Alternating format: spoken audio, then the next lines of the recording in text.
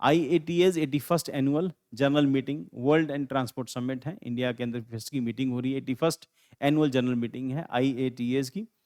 India is hosting 81st annual general meeting of the International Air Transport Association IATA and the World Air Transport Summit from 31st to 3rd June, the first time in 42 years। पहली बारी हम इसकी summit करने जा रहे हैं, इसका कि पंजाब PCS के लिए ये इंपॉर्टेंट हो जाएगा बेटा, उसको देख लेना एक बार आप। Airline economics, air connectivity, energy security, sustainable aviation fuel, financing decarbonisation and technological innovation and international technology in aviation sector. तो एविएशन सेक्टर से रिलेटेड ये जो ऑर्गेनाइजेशन है, इसकी इंडिया में मीटिंग हो रही है। इंडिया के लिए अपने आप में एक अचीवमेंट है, क्योंकि मैं ये 42 ईयर्स में पहली बार यहाँ पे हो रही है। And from IAT international air transport association established 1945 में हवाना में होती है, हेडक्वार्टर मॉन्ट्रियल कनाडा में है।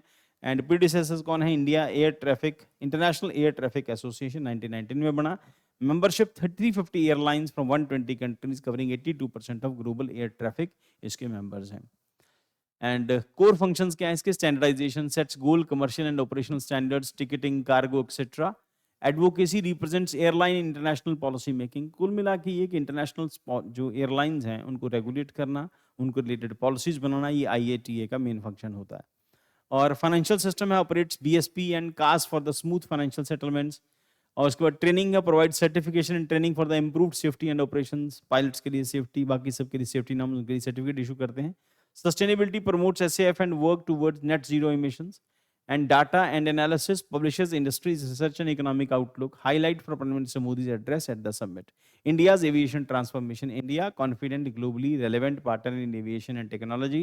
Cited program in space, clean energy and inclusive development. 3 pillars of growth क्या है? Vast market है, driven by aspirational middle class. Skilled talent, youth leadership in AI, robotics, clean energy, enabling policy and environment, supportive reforms and innovation. तो आपसे question पूछ सकते हैं, IATA की meeting हुई, इसके क्या क्या रूल्स हैं, क्या क्या फंक्शंस हैं, क्या क्या काम करता है। 3-4 लाइनों के अंदर क्वेश्चन होएगा और उसमें से एक टिक करना होगा। और उसके बाद की अचीवमेंट्स ऑफ इंडियन एविएशन क्या है? 3rd largest domestic aviation market.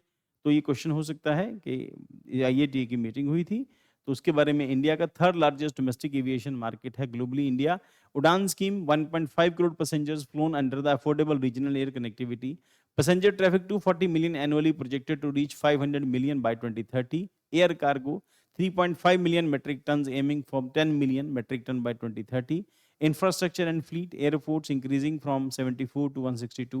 Aircraft order, तो पॉइंट जैसे जैसे इंडिया के अंदर एयरपोर्ट सेक्टर या फिर एयरलाइन सेक्टर बड़ा होता जा रहा है, एविएशन सेक्टर जैसे जैसे इंडिया के अंदर बड़ा होगा, उसी हिसाब से इंडिया के अंदर आने वाले कार्गोज और बाकी सब चीज़ों को लेके जो चीज़ें हैं वो चेंज होंगी। फॉर एग्जाम्पल, अब देखो कि इंडिया के अंदर उसका रेवेन्यू कैसे मिलेगा। इंडिया में फॉर एग्जांपल किसी एक जगह पर आपने हब बना दिया ना, फॉर एग्जांपल इंडिया के सेंटर में आपने कहीं हब बना दिया, ये इंडिया का कुछ सेंटर है, यहाँ आपने एक हब बनाई है। हब ज़्यादा होगी इंडिया के साइज़ के हिसाब से, तो हम लोग यहाँ बना लेते हैं, एक हब सेंटर बनाया आपने। यहाँ से कोई एक जहाज़ है ना, फॉर एग्जाम्पल यहाँ से इंडोनेशिया से या मलेशिया से ना कोई एक जहाज़ यहाँ से उड़ता है, और जब वो इसको यहाँ जाना है, फॉर एग्जांपल उसको यूरोप जाना है या उसको ग्रीस जाना है या उसको दुबई जाना है, फॉर एग्जांपल दुबई जाना है। अब यहाँ से यहाँ जब उसको उड़ के जाना है तो उसकी कोशिश ये होगी कि पैसेंजर की भी कोशिश यही होती है कि यहाँ से उसके जो विंग्स हैं उसके अंदर फुल तेल भरेंगे, पूरा जहाज में तेल भरा होगा ताकि यहाँ से वो दुबई जाके लैंड कर सके। अब इमेजिन करो कि ये जहाज जब यहाँ से यहाँ पहुँचेगा, है ना, इंडिया के ऊपर जब ये जहाज पहुंचेगा तो उस एरिया में, उस कंडीशन में, यहाँ पर इस जहाज के अंदर जितना इन्होंने फ्यूल लदा है उस फ्यूल की जगह के ऊपर आधा फ्यूल हो और आधा वो रख लें अपने लिए, सामान रखने के लिए जगह रख लें। इसका मतलब यहाँ से अगर उसकी कैपेसिटी 4 टन फ्यूल ले जाने की है, वो 2 टन फ्यूल लेके यहाँ से उड़े और बाकी इंडिया में आके यहाँ लैंड कर दे, ठीक। और यहाँ फिर वो 2 टन में इसको कि वेटेज के हिसाब से कंसिडर करा रहा हूँ, तो यहाँ पर 2 टन फ्यूल वो लेके उड़ा, इंडिया पहुंचा, उसके पास फ्यूल बचा था, उसने फिर यहाँ से अपना सामान लादा, 2 टन फ्यूल लादा, यहाँ से जब उड़ा था तो अपने साथ सामान लेके आया था, इंडिया आया, सामान उतारा, यहाँ से दुबई जाने वाला सामान उसने लाद लिया, तो यहाँ से वहाँ गया, फिर उसने 2 टन फ्यूल ही लादा यहाँ से यहाँ, तो इसका मतलब ये है कि उसने जो यहाँ जो सेंटर बनाया है, इस सेंटर में जो एयरपोर्ट कार्गो जो है, तो एयर कार्गो है, उसको डेवलप सेंटर कर सकते हैं, उससे इस एरिया को उसका सेंटर बना सकते हैं। जो भी इस तरह की फ्लाइट जाती हैं, तो इंडिया में मल्टीपल सेंटर्स बन सकते हैं। हाँ, तो इसका मतलब ये है कि पॉसिबिलिटीज़ हैं इस चीज़ की, अगर ऐसा हो जाता है, तो नितिन गडकरी का ऐसा कोई प्लान है, तो थोड़े दिन पहले मैं उनका ये प्लान सुना था। तो यहाँ जाना है तो आपको 4 टन आप लेके जा रहे हैं, तो आप 2 ही टन लेके आओ फ्यूल, बाकी का 2 टन आप सामान लाद लो उसमें, 2+2 कर लो। जब यहाँ जाओगे, यहाँ इंडिया पहुंचोगे, 2 टन आपने सामान उतार दिया, प्लस 2 टन लाद लो, फिर 2.2 कर लो। फिर यहाँ जब जाओगे फिर 2.2 कर लो, फिर यहाँ से वापस भी तो आना है, फिर वही करो फिर सेम। इसका मतलब ये कि आपको सामान तो उतना ही, वेट तो आप उतना ही कैरी कर रहे हैं, बट आप एक जगह को फ्यूल कैरी कर रहे हैं और एक जगह पे आप है ना कार्गो के तौर पे उसको यूज कर रहे हैं। तो अल्टीमेटली दोनों केस में, इस केस में आपका प्रॉफिट ज्यादा होगा क्योंकि आप आधा फ्यूल लेके उड़ रहे हैं, बाकी का आधा फ्यूल जितना था उसका आपने सामान लाद लिया और बाकी से आप यहाँ पहुंच गए। हाँ यस, स्वामित्व स्कीम, देर आए दुरुस्त आए।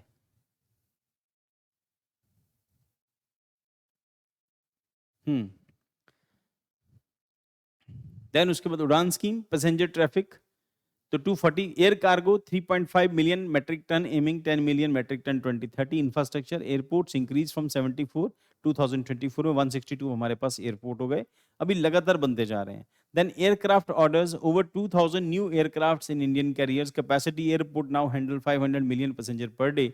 Technology and sustainability, Digi Yatra, facial recognition based paperless boarding अभी रिसेंटली इंडिया ने शुरू किया है।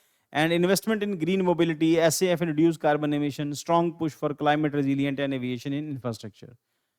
Then उसके बाद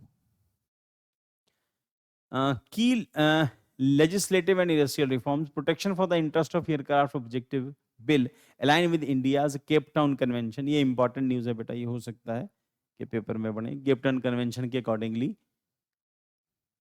ये नॉर्म्स होंगे, इसके नॉर्म्स होते हैं। नेक्स्ट के बाद भारतीय वायुयान अभियान, भारतीय Vayuyan Adhiniyam 2024 replaces aircraft act 1934, modernising aviation laws. हम लोगों ने इसको करंट अफेयर में डिस्कस किया हुआ है, इस करके ये न्यूज इंपॉर्टेंट हो जाती है। पास्ट में हमने इसी न्यूज को डिस्कस किया था कि क्या क्या चेंजेस हुए थे, एक बार जाके आप उसको देख लेना।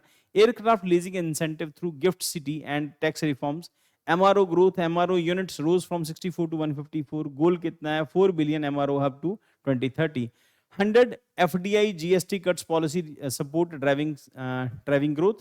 Gender inclusive aviation, women pilot का नंबर उसको इंक्रीज करना है 15%, 3 time of the global average. Cabin crew 86% women in drones and engineering, increasing the logistic and agriculture services। Commitment in global standards, compliance with ICAO guidelines, emphasis on open skies and Chicago conventions। India reaffirmed global cooperation and aviation safety and connectivity।